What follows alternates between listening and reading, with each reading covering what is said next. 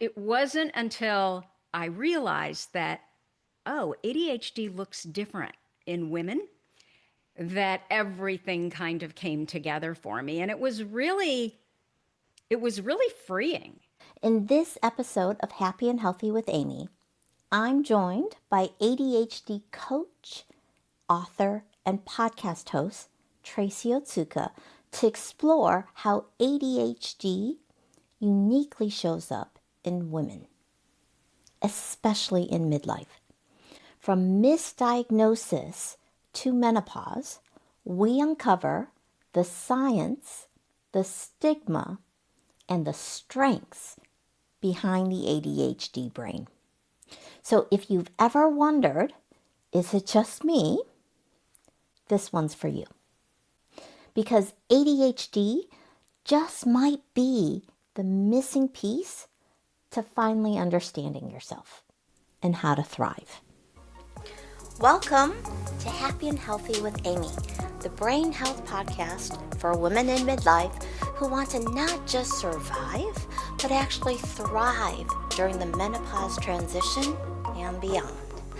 I'm Amy Lang, master health coach, best-selling author, and daughter of Alzheimer's, and I'm here to help you make this next chapter of your life the best one yet. I am so happy to have you here with me, Tracy. I shifted to brain health about a year ago, really focusing on brain health. And I kept thinking, ADHD, we really need to talk about this. And you were the person that I wanted to kick off that conversation. So thank you so much for joining me today. Oh my gosh, I'm delighted to join you. From that first day where we met on the plane, and were we were literally sitting right next to each other, right? Yep. I mean, that was, and it was such a fun trip, and just getting to know you, and not having ever met you before. It was crazy. So we have a mutual friend, Yep. and she sent you a message and sent you a message and said, "Oh, Tracy's on the same plane as you." And then I sat down right next to you. Yeah. It was meant to be, meant to Yeah, be. And kismet. then I sat next to you during the whole retreat as Yeah, well. yeah. So we really got a chance to get to know each other, and you are just so fun. And you have Oh, so thank you. much this contagious energy, this magnetic energy. So I think this is going to be an episode that people are really going to enjoy. Since you have all this stuff behind you, let's just start the conversation Yeah. with with um you have a book. So maybe we just start with why you decided to write a book. Oh, heaven knows. Oh my gosh.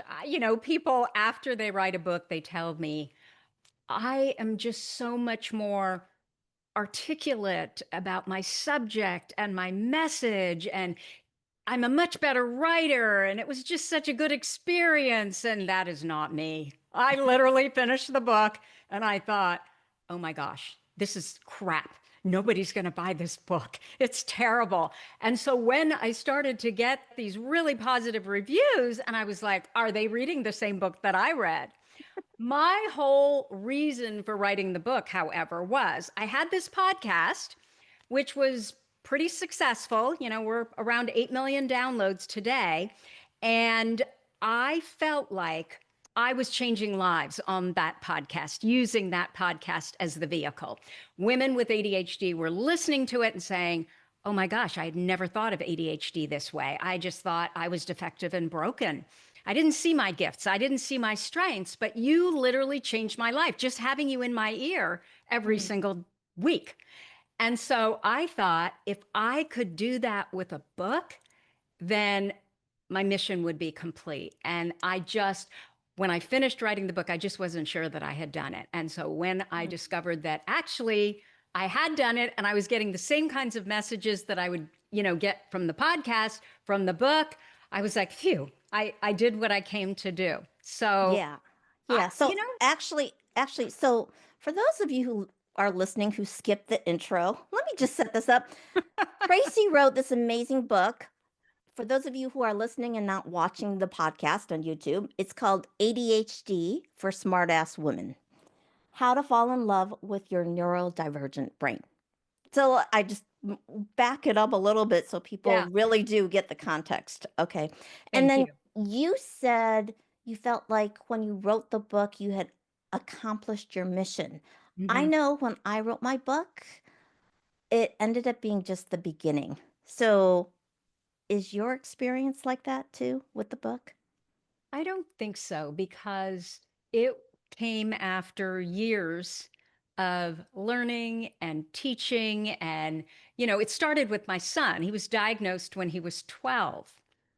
And I remember my thoughts were, oh my gosh, he doesn't have ADHD. Are you kidding? He's so smart.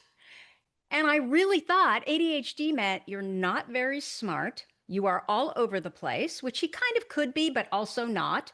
And you are just not destined for success.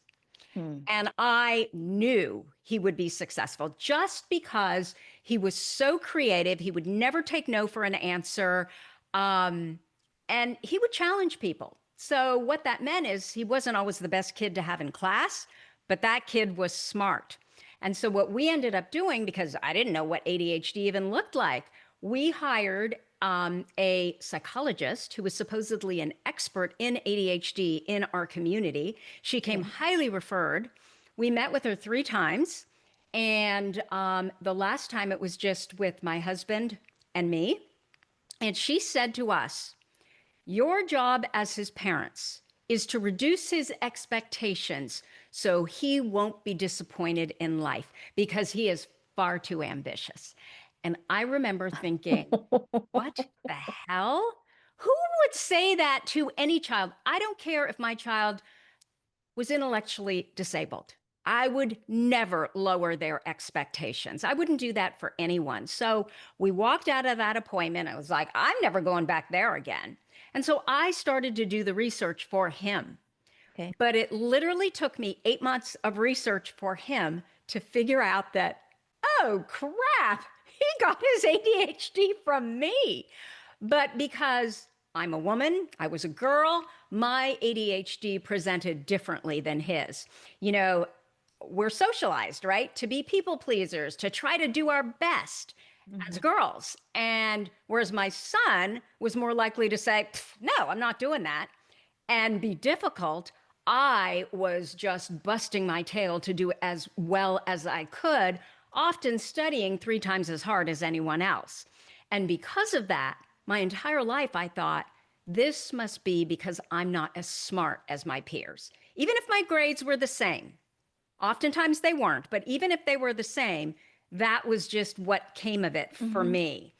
And it wasn't until I realized that, oh, ADHD looks different in women, that everything kind of came together for me. And it was really freeing because I realized, oh, actually, you really are smart, but your brain just uses a different operating manual. So, um, ADHD in girls, first of all, 75% of women and girls remain undiagnosed.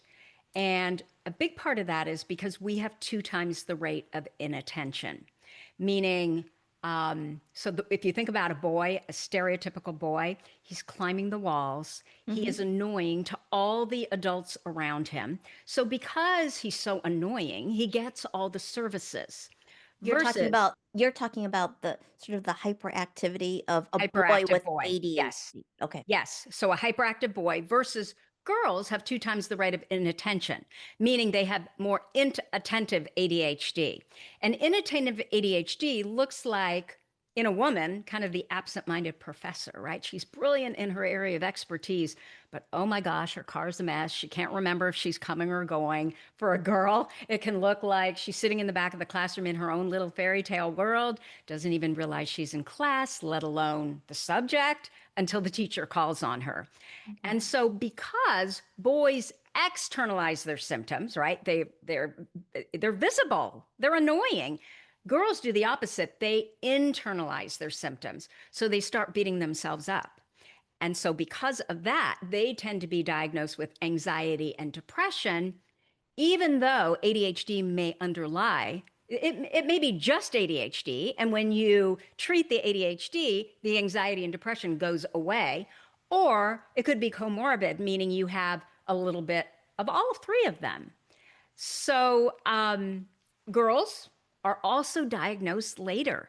So, what we know today, typically in puberty, well, that's not true. Girls are still not diagnosed, but if they are diagnosed, they tend to be diagnosed later. And that is because what we know today is that estrogen modulates dopamine. Okay. And so when you think about the times in a girl's or woman's life when estrogen starts bouncing around, we're talking puberty, we're talking pregnancy, postpartum, perimenopause, and menopause. And so that is when they will see a lot of the symptoms. And typically, it's in puberty or after when girls really start, showing their symptoms of ADHD. And I think a lot of people think, well, whatever, it's just ADHD, it's fine. But for girls, girls are 25%, girls with ADHD are girls and women with ADHD are 24%. They have a 24% chance of attempting suicide Hmm. versus boys. That's their rate at 24% is 3 times higher than boys with ADHD and 8 times higher than girls and women without ADHD. So it really is serious. And yet there's so much that can be resolved, and there's so many things that you can do, like understand how your ADHD brain works. Because one of the studies that literally nobody talks about, I think I'm the only one who talks about it, is a big study out of Canada in 2022. And what they did is they looked at ADHD and they discovered that 43% of people with ADHD are in excellent mental health.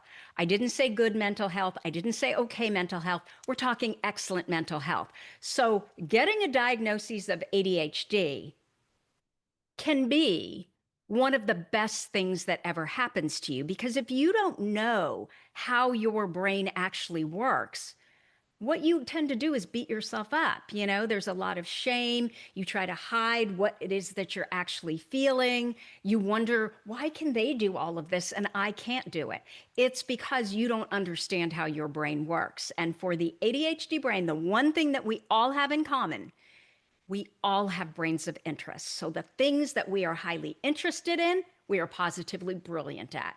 And the things that we are not interested at, things like paying bills and keeping cars clean and, getting dinner on the table and all of that stuff, we suck at.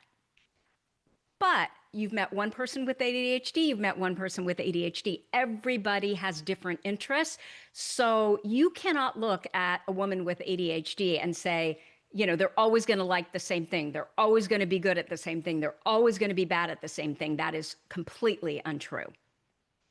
So when you talk about ADHD and how it presents differently for each individual. That's what I just heard you say.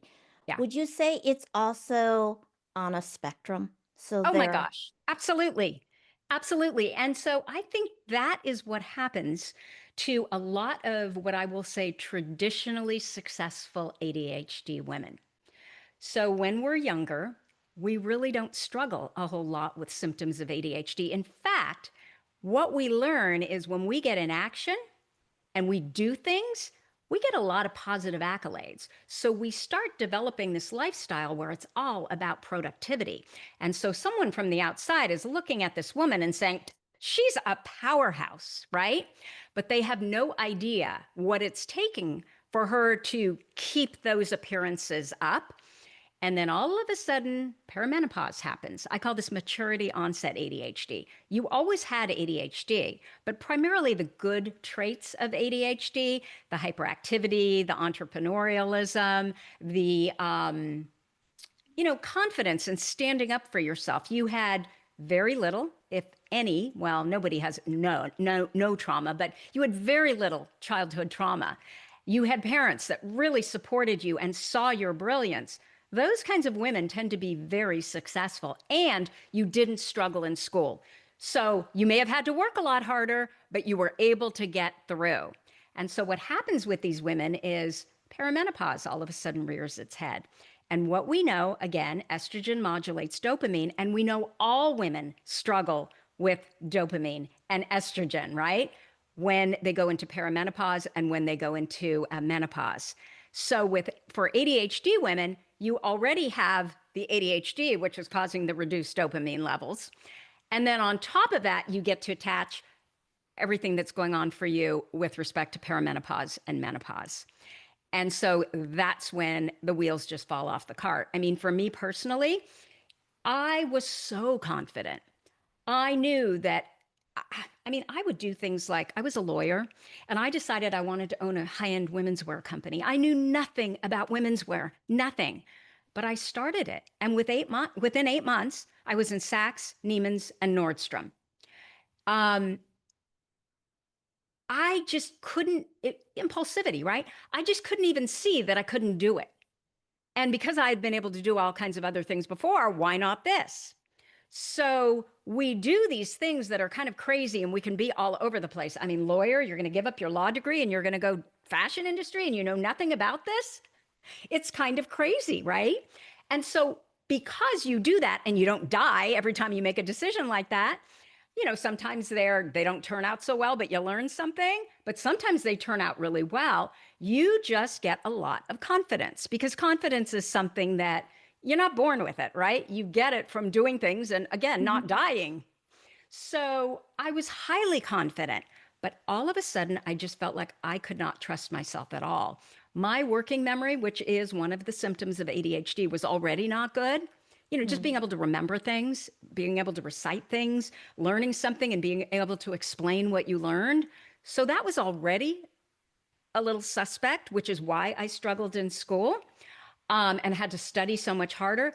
But now my working memory, it was so bad that I went and got tested for Parkinson's. Like I Mm. just silly things that, it but these kinds of things also happen when women go into perimenopause and menopause, where you're walking into a room and you can't remember why you were walking into that room.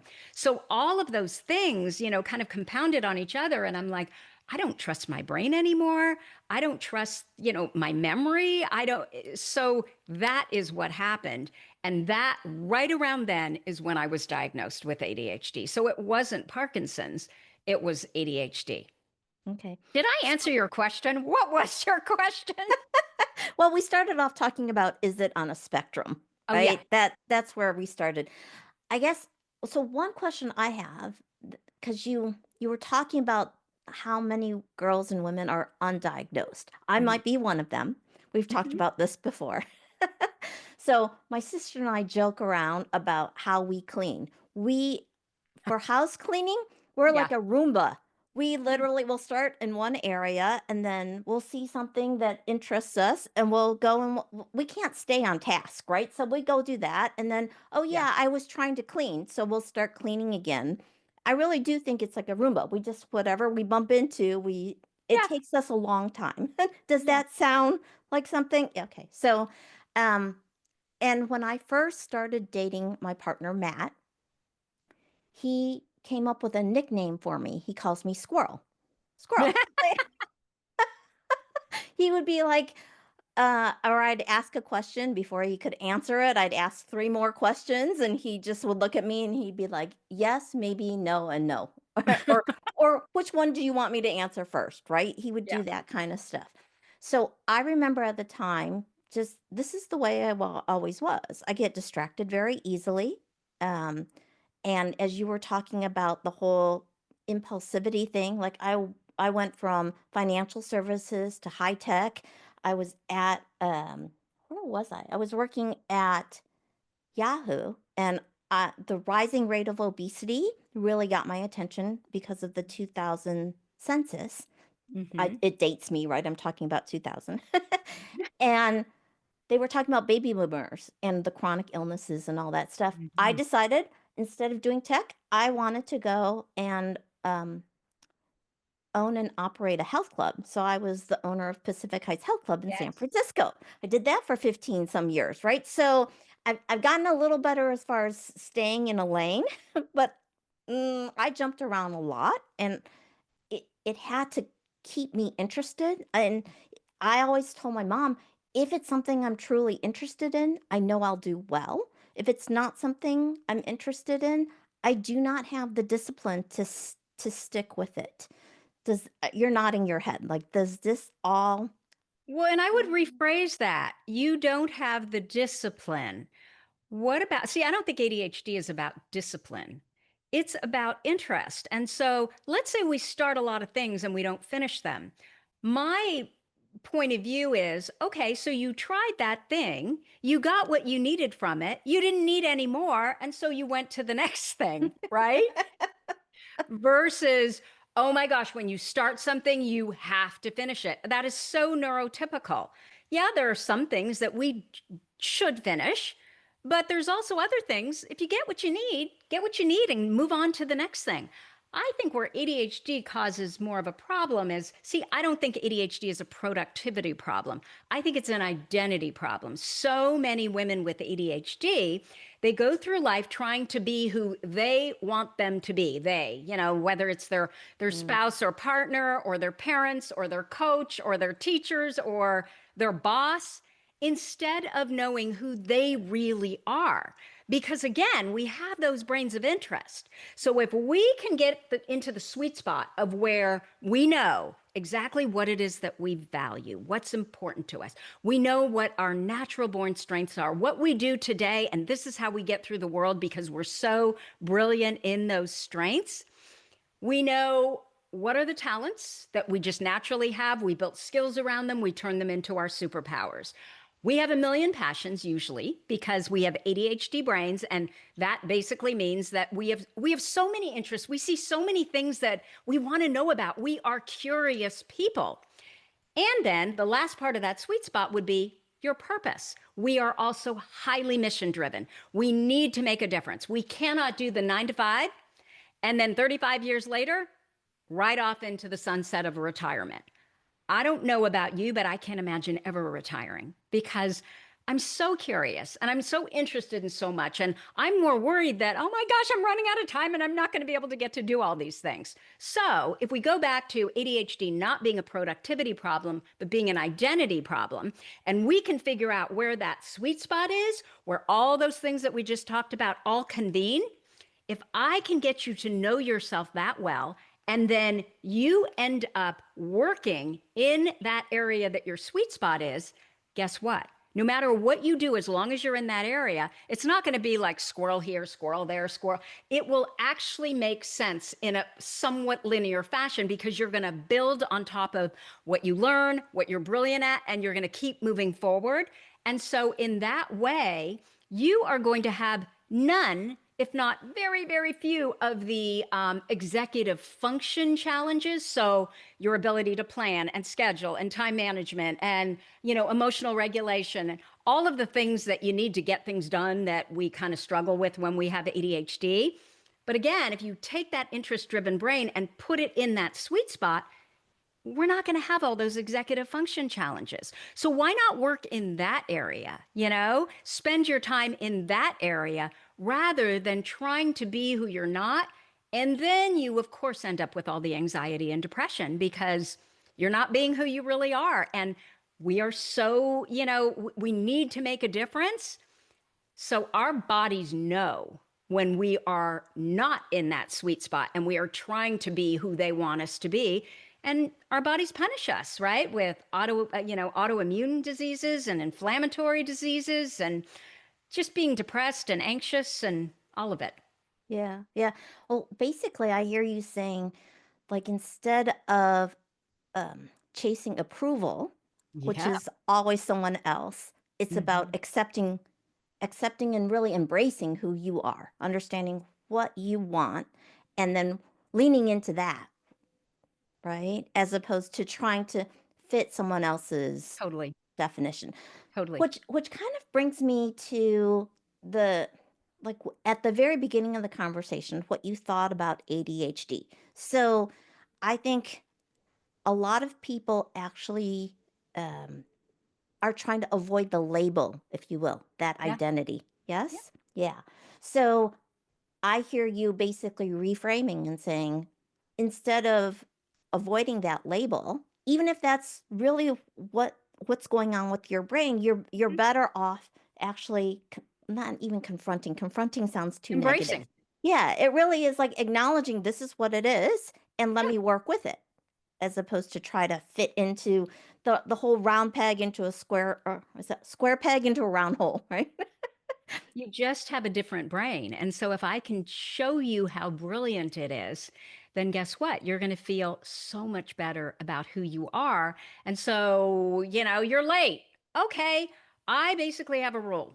You know how I am. I'm never late for business, but I am sadly late all the time for personal things. Not hugely late, but 5 to 10 minutes. And so I will tell my husband, if it's important for you that we are there on time, you know how my brain works. You lie to me. You have permission to lie to me. If you don't lie to me and we're late, yep, that's on you. So I've just completely spun it around because your brain doesn't work the way my brain works. My husband gets anxious if he's 5 minutes early, my son too. So we just all have different brains and we have to figure out strategies that work for all of us, right? Yeah, yeah. All right, so we talked about how boys and girls present differently. I'm curious if men get diagnosed later on in life as well, but No, no. oh, I mean, your average boy, and the problem too is, guess who all the studies involve, Mm, right? White, prepubescent boys. So there aren't even really any studies on, girls, very few studies on women. And so, no wonder we don't know what ADHD looks like in girls and women. okay. So, given what you've learned now, what would you say, or what would you recommend that we look for? Okay. So the three telltale signs, and I don't often hear people talking about this either. So I think it's important if, there's a member of your audience who's sitting there thinking, there's something going on with me, but I don't quite know what it is, that we give them some more general ideas rather than the typical attention deficit hyperactivity disorder, which isn't even a proper name. So, the first telltale sign I would say is unexplained underachievement. Hmm. Not always, but often, where you know someone and she is so clearly bright, but she has never been able to achieve what her brilliance, what am I trying to say? She's not been able to achieve her level of, intelligence. Like you just know she should be doing so much more. The second one is consistent inconsistency. So for a child like my son, that could look like an A and an F in the same subject in the same week. Hmm. So there are things that you do so incredibly well, and then there are things that you're just really terrible at. So, for example, you may be so good in your career, but then you have kids and you really struggle. A lot of this is because of sexism, gender roles, social stereotypes, right? Women are expected to do a lot of the home care tasks, 75%, versus men. And they're guilted if they go get help. Versus if a man was a single father and he was raising two kids, you would expect that he would have help. But for women, we're supposed to be able to do it all. And so I think that's what causes a lot of the shame for women with ADHD. It's just these different rules. So um, this woman may be brilliant at her work, whatever her career, but then she comes home, her house is a mess. She can't get dinner on the table.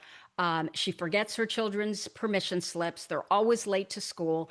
And so even though she's brilliant at work, she cannot see her brilliance because in her mind, she's so bad at home. Hmm. Versus men don't really have that pull, right? It doesn't matter. As long as you're doing great in your career, nobody ever asks, well, how are you at home? So, consistent inconsistency can also look like, again, you do something so well And then other things like you forget to pay your bills, right? You literally just forget, or you're consistently losing things, or your house is a mess. So it's the easy things that we tend to struggle with because they're so boring and they're like Groundhog Day, they never end.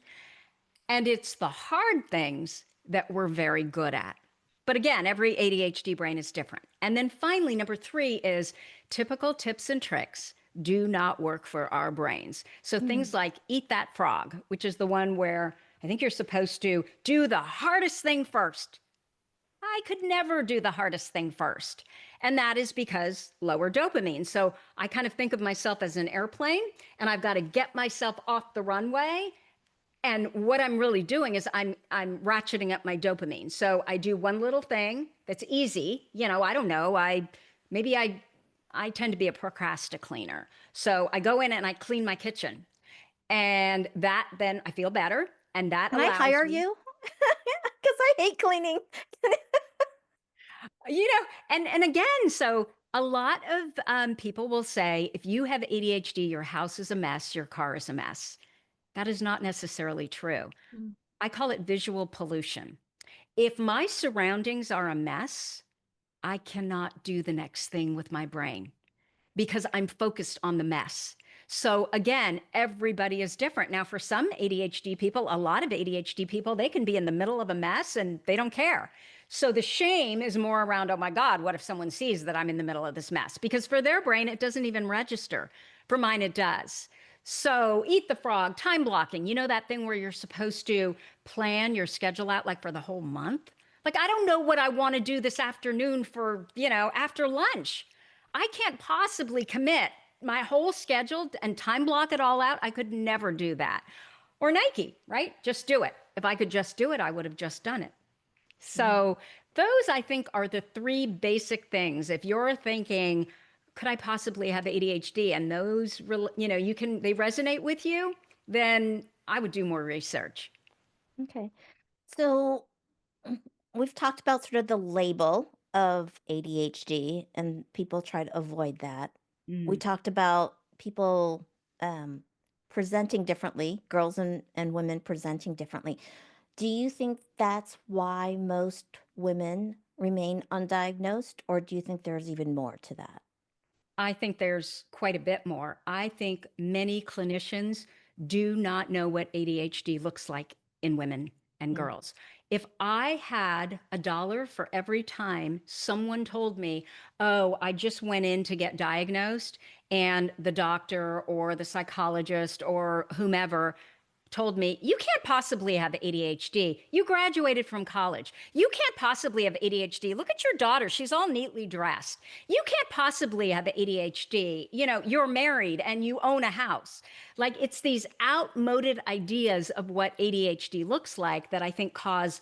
I mean, if the medical professionals that are supposed to do the diagnosing don't know what ADHD looks like in women, what are we supposed to do? Okay. So we want to understand what's going on with our brain so that we can work with it. I think one of the things that I love actually about what you've been talking about is our desire to keep learning, that we have these brains of interest, because from a brain health standpoint, that is Yes. such a good thing. Such a Uh-huh. good thing. So I think at this point, I kind of want to shift a little bit. We've talked about all the sort of concerns around it. How do we support our brain? I think the most important thing that someone with an ADHD brain can do is move. So, exercise studies on exercise have shown that 20 minutes of aerobic exercise at 70% of your high heart rate is as effective as a course of Adderall and Prozac. So I literally start my day out. It's now gotten to the point where I'm basically a robot. My brain does not fight me at all. I wake up in the morning. The first thing I do is I put my feet on the ground and I go put my workout stuff on and I go work out. So I think that's really important. Sleep is so important to our brains. And I was the biggest sleep denier. I am the kind of person, we call it revenge bedtime procrastination. And a lot of people with ADHD can relate to this. You know, you've been working all day, and finally, at the end of the day, like really late, you're sitting there and you don't have to do anything. And so you get to do whatever garbage thing you want to do, whether it's watching one of the housewife shows on television or it's, diving into a book or calling a friend at 1 a.m. in the morning. Um, those are the kinds of things that screw up our circadian rhythm, which is so important for our ADHD brains. They cause us to get less sleep, and we know that.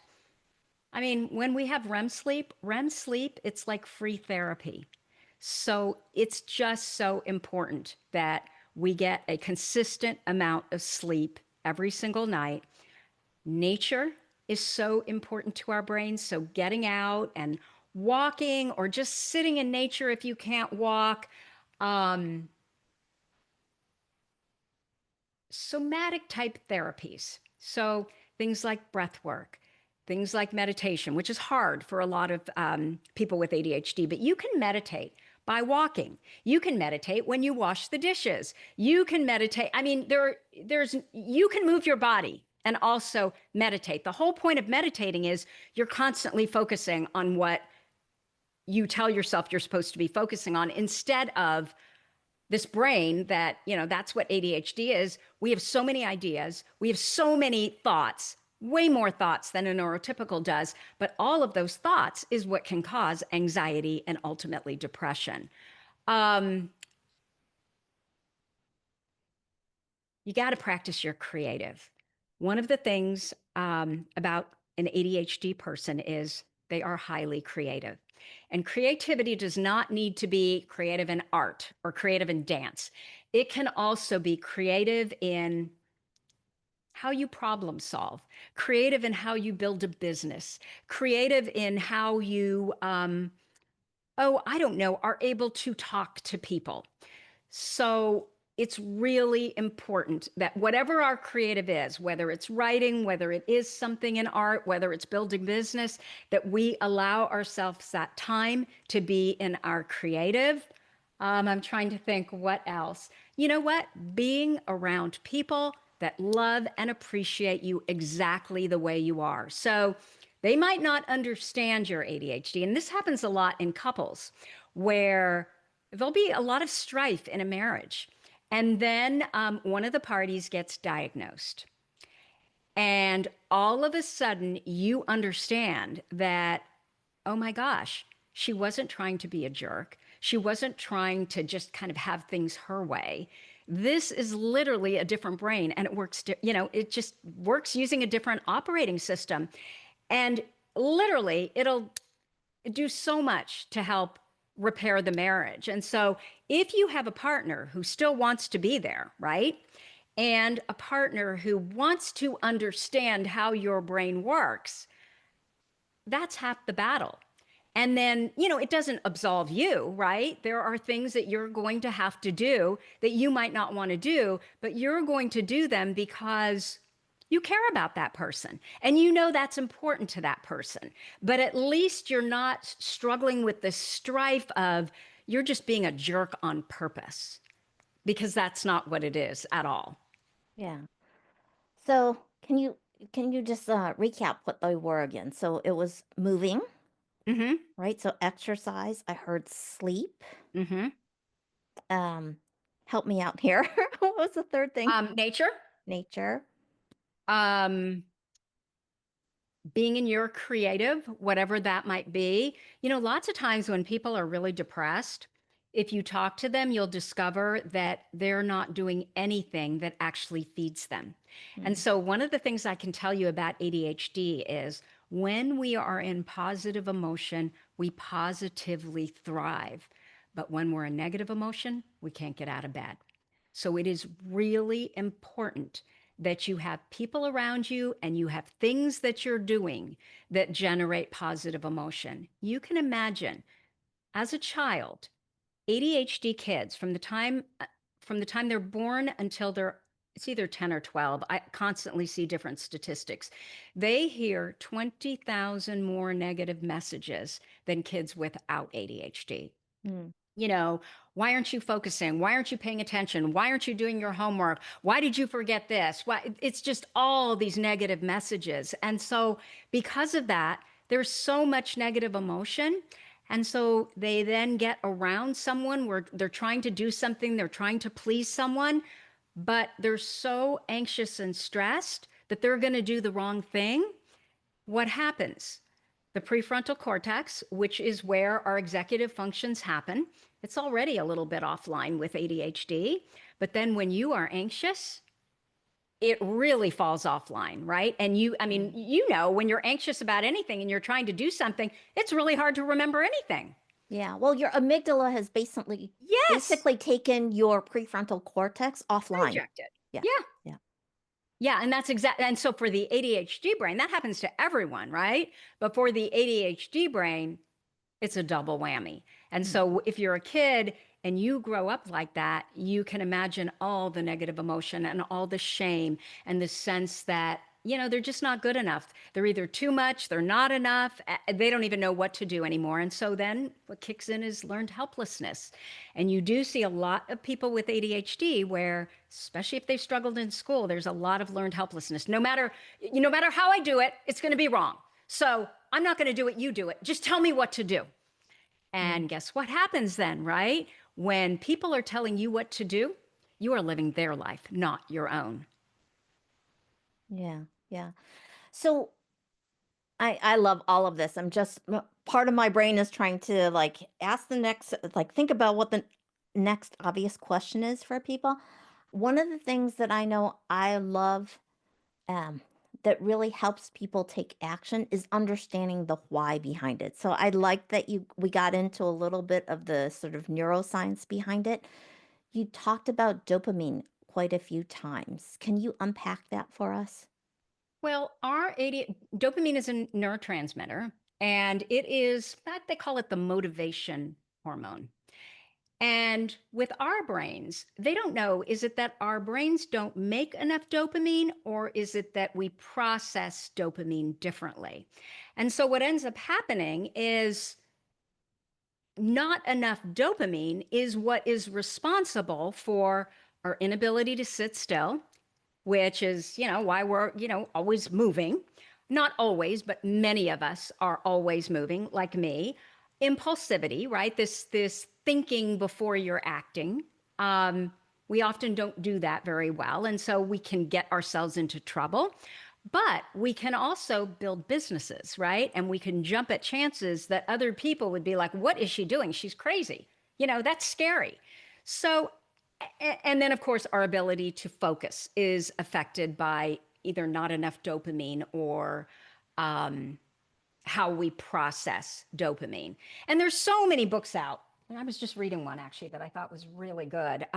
There's so many books out, right, about this is Dopamine Nation by Anna Lemke, how to find this balance of more dopamine, but also you can have so much pleasure, right, that then you're kind of depressed and anxious all the time. And so, with an ADHD brain, what is super important for us is we've got to do the things that make us uncomfortable. Yes, sometimes it is uncomfortable to not be able to move or to put in a pause and ask ourselves before we're just going to do something impulsively. Okay, is this something that I should be doing? Does this serve my intentions? Is this in my interest? Um, I can't remember where I was going with this. Um, We were talking about dopamine and why it's important. so I guess my point is we have to learn how to regulate our own dopamine. And one of the best ways is it's through action, but it's also sitting in the discomfort. Instead of running away, which that's the learned helplessness strategy, right? It's so uncomfortable, I'm just going to run away. No, what we have to do with our ADHD brains, and this is good for neurotypicals too, we have to kind of head right into it. Be in the discomfort. So, yesterday, I have this horrible habit of, and it started when I live in California with my husband, And both my son and daughter are in New York City. They both went to NYU. And when my daughter left for NYU, I started to take my phone to bed. Mm. And that started to get like I've known for years it's awful, right? And about a year ago, when we walk the dog, I leave the phone at home. And initially I was telling myself, "Oh, but what if in an emergency?" And I mean, we had no phones for decades and we were fine, right? You go call the neighbor or you run over to the neighbor. I mean, it was silliness. And I'm there with my husband. So he has his phone while we're walking the dog, right? So it was just a bunch of excuses. So about a year ago, I did that. And I have been wanting to stop bringing my phone to bed because what I realized is I would go on these horrible social media apps like, sorry, I refuse to call it X, Twitter. And I would be scrolling and then I would go to bed probably a half an hour later and angry. And so a couple days ago, I decided, again, this is, what is this called? It's called, I can't remember what the name is, but what you are basically doing is making yourself uncomfortable. And so I just decided I'm leaving the phone in the kitchen. It's not coming to bed with me. That one little thing. And my thought was I'm going to do it for 48 hours because that's what they recommend 48 hours. That one little thing literally changed my whole morning.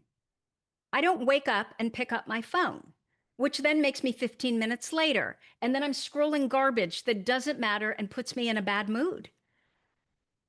And so it's that discomfort that literally it took me a year to do this. But then when I did it, it served every purpose and all the meaning. I mean, Mm-hmm. it literally worked for me. So it's things like that that we learn how to regulate our dopamine because what was happening before is I was using the phone, I was using Twitter basically, as well, and Instagram. And I don't even like social media. So what am I doing? But I was using that to spike my dopamine. Mm-hmm. Mm-hmm. But I had been doing it for so long, it wasn't spiking my dopamine anymore if I really was honest with myself, right? What it was doing is reducing my dopamine and making me anxious and depressed.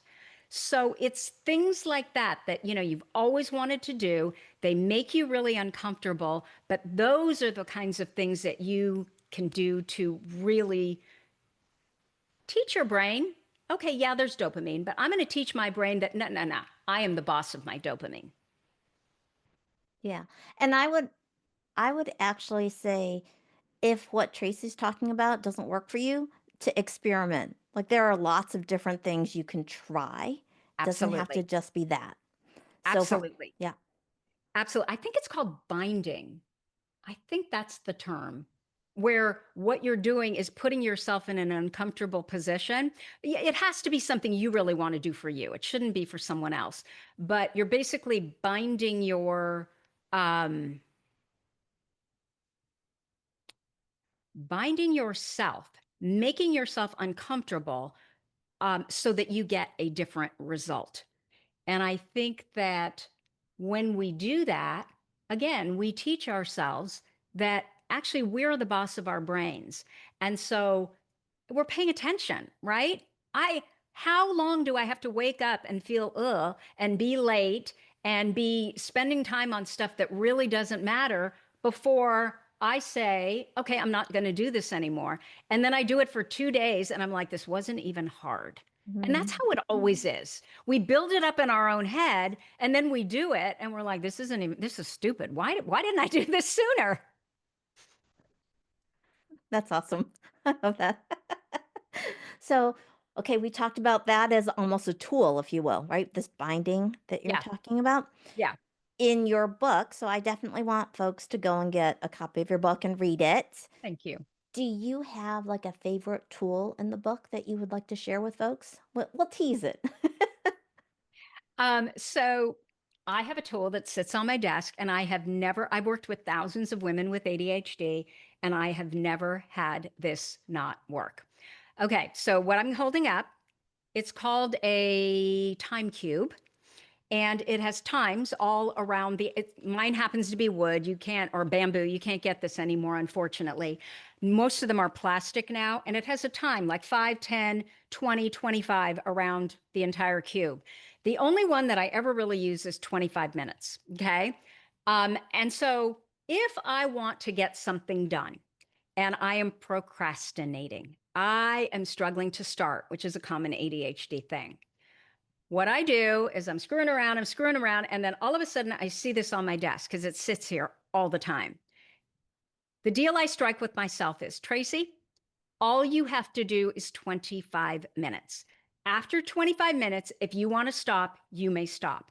And then so what I'm doing is I'm getting out of my head and I'm getting into action. I take the time cube, I flip it on its end, and what happens is a timer shows up and it's a countdown timer. And so I do my 25 minutes. Do you know I have never stopped after 25 minutes in 7 years of using this?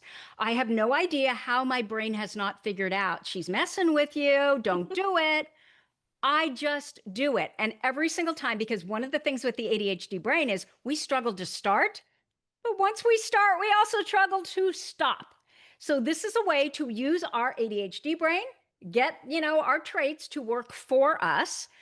And so, I mean, I typically will go for hours once I do this. And the beauty of this is it's not like, first of all, it's not the Pomodoro method, which is what they use for neurotypicals. And I always wondered, why does that not work?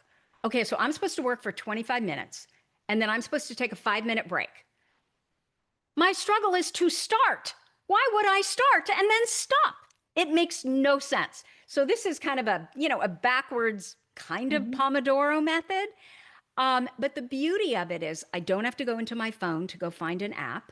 I don't have to go find the kitchen timer. I don't have to set another timer. Literally, this thing is on my desk and I just flip it on its head and it starts working. So the friction, this is really what's important for the ADHD brain. Wherever we can remove friction and just jump into action instead of thinking things through, because we can think ourselves into nothingness pretty quickly. It's the lack of friction, I believe, that makes this work. So right away, it's just I am able to beat my brain, all the reasons I don't want to do it, and all the emotion around why I don't want to start. And I'm able to just start by flipping that on its end, and it makes me start. So I would say that is probably my number one. I'm not a tips and tricks hack kind of person. I believe we understand who we are, and then we design systems that work for our brain. But that one, it's worked for everybody that I've recommended it to. Awesome. And then there are more sort of tips and Yes. tricks or tools and strategies Yeah, in the book, right? All right, absolutely. so thank you for sharing that, like your favorite one there. Yeah. Um, I kind of want to end this, or at least start the descent, if you will, talking about, because we talked about how to support the brain, and you touched a little bit on a strength, which is that sort of hyper focus. Mm. Yeah. What are some other strengths that we can really lean into and embrace?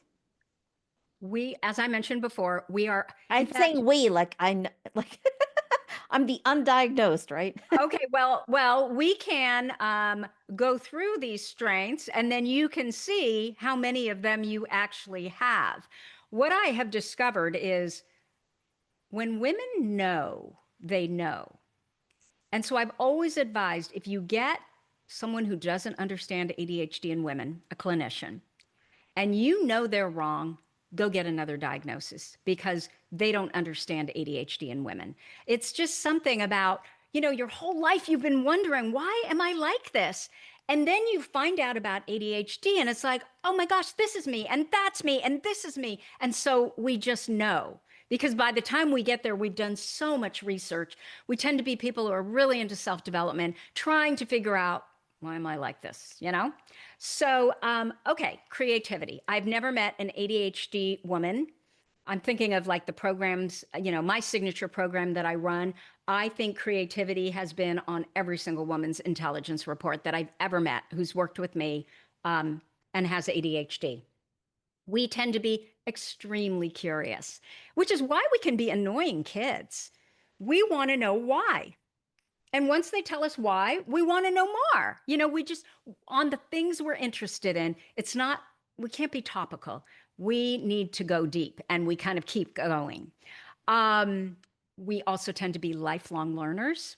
I have a lot of friends who haven't picked a book up since they graduated from college, and that was decades ago. That Mm. is not us. We are always interested in learning, frankly, about everything and anything, but especially in those areas, where we have extreme interest. Hyperfocus is another ADHD quality. When there is something we're really interested in, we pop into hyperfocus, and 5 hours can feel like 15 minutes. It's just like, oh, and that's why we struggle with time, because time, it's not linear to us. It's more a feeling. And because we can't feel time, it's why many of us are late. If you can't feel time, if you don't know what an hour feels like, how are you supposed to be on time, right? I mean, obviously, Apple Watch, that's how I'm on time. Without my Apple Watch, it would be over. And 10-minute reminders before I'm supposed to be there that pop up on my Alexa and my laptop and my watch. What other qualities? We tend to be risk takers. So often we are entrepreneurial, very mission driven. As I said before, we are highly empathetic. We're really justice sensitive. So we will go fight for people we don't even know when it doesn't serve us, because there's this sense of fairness with us.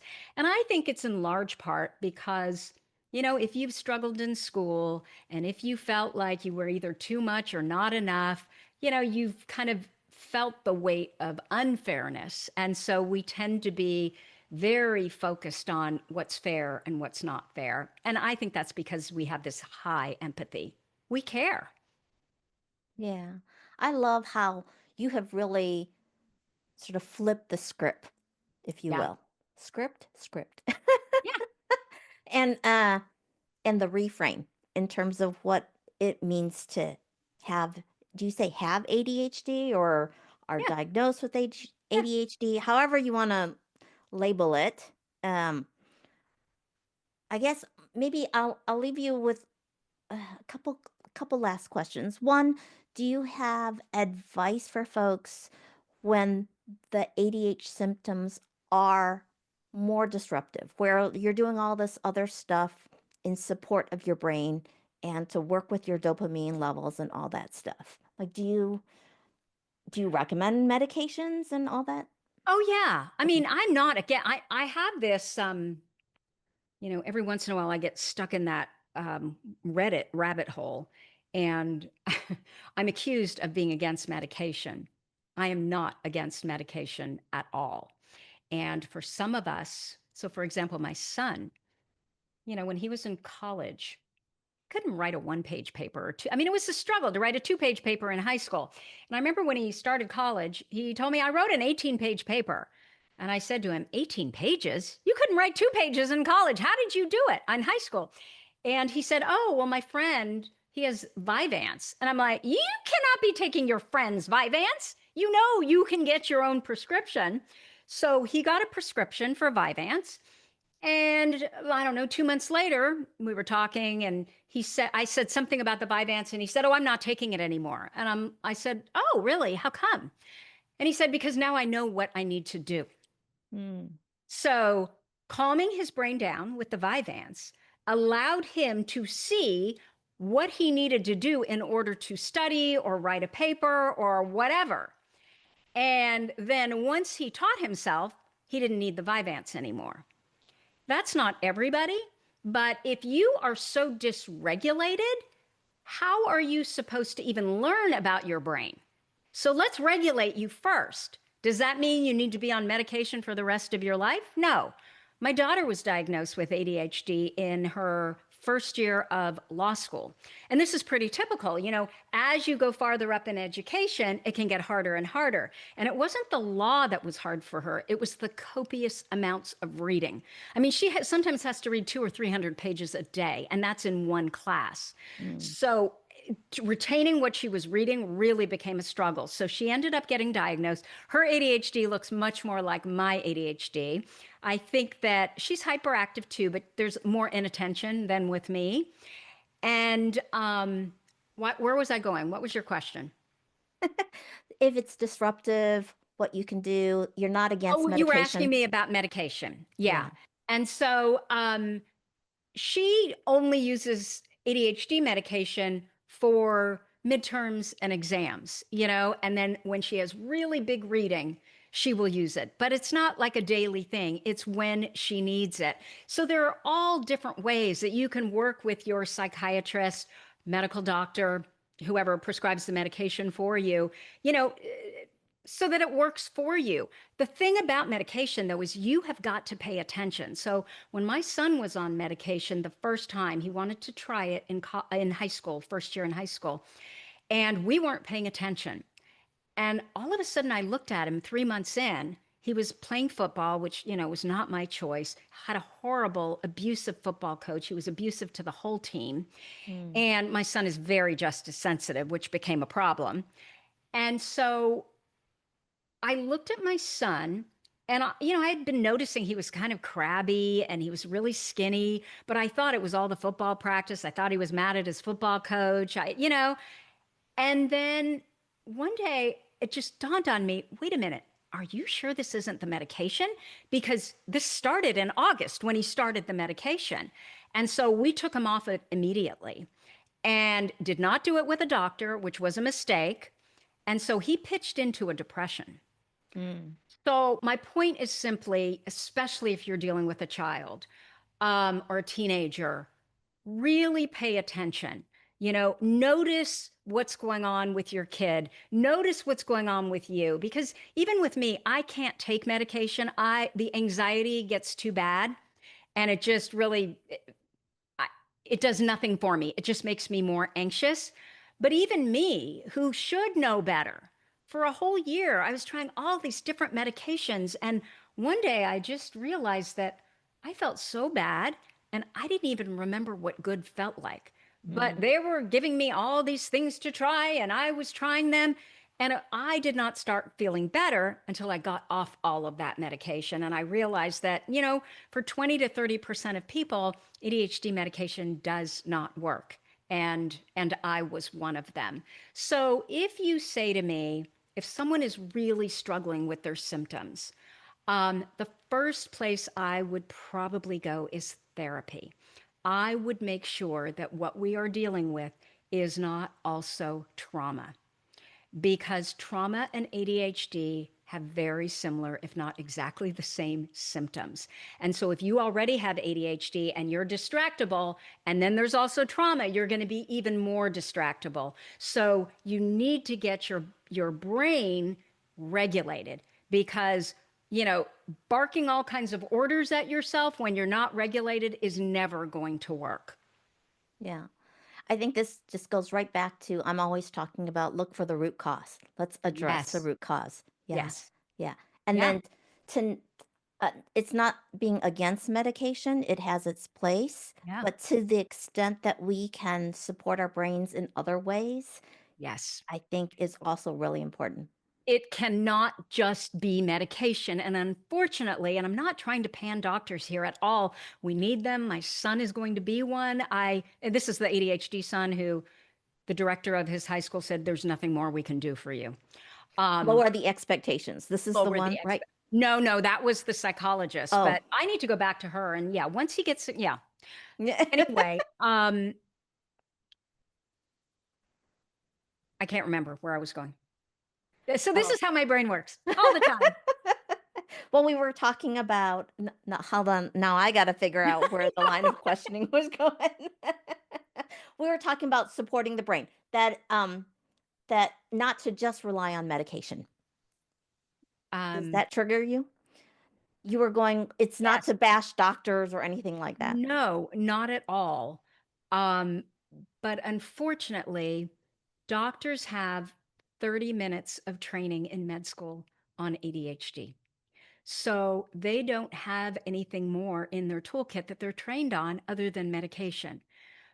But I would say, just from what I've seen, if medication works for you, and I wish it worked for me, because look, there are certain times I would like if I have to give a speech or something, oh my gosh, I would grab for it every time. I would say 75% of it is lifestyle related, frankly. And then the other 25%, If medication can help you, that's great. Yeah, yeah.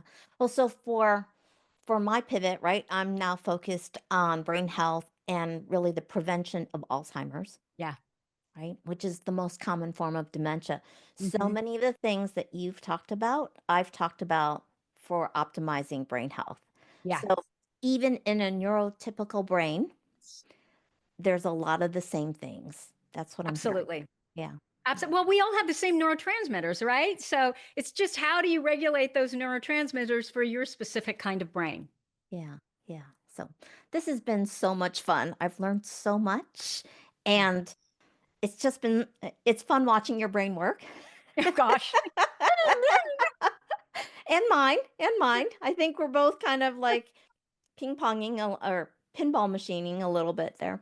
Um, is there anything else that we should talk about in this episode that I haven't asked you about? Because we have hit a lot of things. There's the list of questions I had, some other questions I asked. Well, we said medication is not enough. I would say focus on your strengths. You need to first learn your strengths and then focus on your strengths and say, screw your weaknesses. So, again, if that means that, oh, I don't know, I hate laundry, no matter how much I try, laundry is always a problem. Thankfully, it's not a problem for me because my husband does a lot of it. But let's say laundry is your Achilles heel. Figure out a way to have the laundry done for you. Whether you are bartering with a neighbor or you're paying someone to come in or you're using a service, get that off your plate because it is taking valuable brain power from your brilliance. You're not allowed. I want you in your brilliance. I want you in your strengths, not focusing on, okay, how do I shore up this weakness? The way you shore up the weakness is you either get someone to help you with it or you get someone to do it for you. And the more you can be in your strengths, I'm like, okay, you're going to make more money. So just work harder in your strengths. And then you can pay someone to do this thing that you really struggle to do. So, actually, for entrepreneurs, so often Yeah. we're given, and I don't know whether this is the message that guys get. You were talking about some of the Yeah. differences, is to work in your zone of genius. Yeah. Spend your time in your zone of genius. Absolutely. So, women, all of you listening, we have permission to do the same thing, Yeah. right? And that's what I'm hearing is to do that.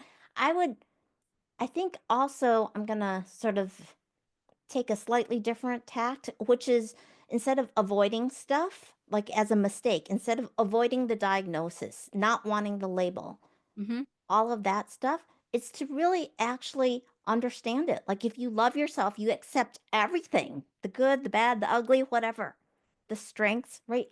All of that, I think knowledge is power. So instead of running away from it, we want to really understand it so that we can work with it. Yeah. And I think what people have to understand is literally this is just a different brain. During caveman times, would you want the brain that was really quick, that could be impulsive when the rabbit ran by and you're like, okay, I'm going to go shoot a rabbit. And then a deer comes from here, from the other side, that your brain is like, screw the rabbit, let's go after the deer. Or do you want that linear brain that says, I'm going to get the rabbit. I'm going to get the rabbit. Do you know what I'm saying? Where that's what you put your focus on and you cannot be swayed. So every brain is needed. You just need to figure out how your brain best works in society as it's set up today. And I will say, with the internet and AI, we have never been in a better position because what you can't farm out is creativity. And you can't farm out problem solving, right? You either have that kind of brain or you don't. Lately, it seems like all the other stuff that we struggle with, the administrative stuff, maybe writing, all of that's going to be taken care of for us. So it will allow us to really be in a space where our brains are optimized for and they work better Yeah, than a neurotypical brain. yeah, yeah. I love this. Love it. Love it. All right. So let's land this plane. I love Uh, that. for folks that actually would love to learn more from you, learn more about your program, where should they go? Probably my website, tracyotsuka.com. All right. I will make sure to include that link in the show notes, in the description. I might even make a little QR code that people can scan. So if they're watching this on YouTube, if you enjoyed this episode, I want to make sure that you hit that like button and the subscribe button, all that good stuff, right? Help the algorithm. And uh, since you're my guest, I always end every episode with a quote. And I'm wondering if you would do the honors and take us out with one of your favorite quotes. So I probably would use what I use in my podcast all the time. They say you're too much. Well, have you ever met anyone who's changed the world by being too little?